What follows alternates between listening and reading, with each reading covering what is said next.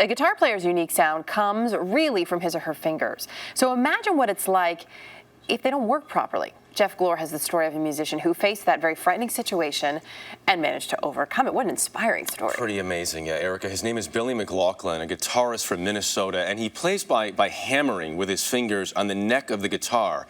His name may be unfamiliar to you, but the sound is beautiful, and his story is unforgettable. Billy McLaughlin has an intricate style, both unusual and infectious. I really love what I get to do. I love it a lot, man. I can see that. Yeah. I can see that.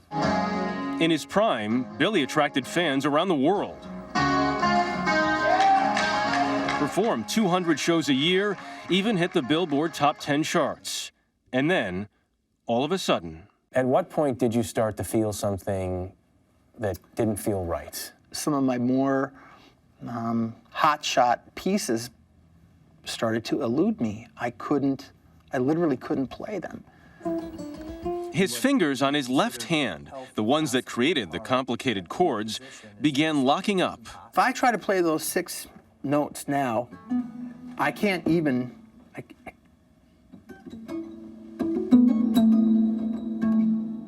You can't even press your fingers down there. I can't even get my 3rd finger to lift up. It's very uncomfortable to watch, and it's really hard for me to... Billy couldn't explain what was happening. Worse still, neither could his doctors. If you suffer from something for 3 years before you actually get diagnosed with it, That's miserable. It's awful. Even other musicians thought the problem with his hand was in his head. You inevitably get caught in this thing where I must be losing my mind. Finally, the diagnosis came. Focal dystonia, a neuromuscular condition far more common than you might think. It's the 3rd most common disorder, movement disorder after Parkinson's and tremors. What Billy did next was remarkable and musically maybe unprecedented. Switching hands from his left to his right.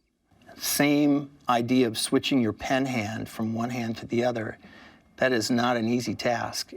For 6 long years, retraining his brain became the focus of Billy's life. I'm not very proud of the fact that I gave up a few times. I couldn't see the finish line. Thank you. My name is Billy McLaughlin, and I'm a left-handed guitarist.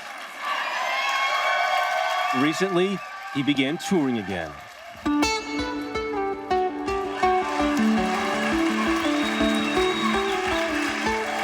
Every song he plays, I'm just in awe.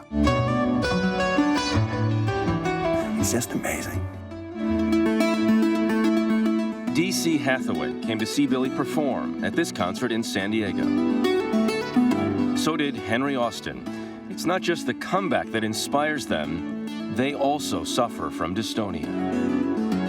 To see him change and play the guitar the opposite direction to me is just astounding. Billy McLaughlin just has been a godsend for me. Could it be that I was lonely? Back on stage, transformed by his struggle, Billy has now reclaimed both his music and his identity. It affected me in a really deep way because I lost what I was so in love with. And it gave me one heck of a challenge to try to get my music back, get my life back. Do you feel like you have that? Absolutely.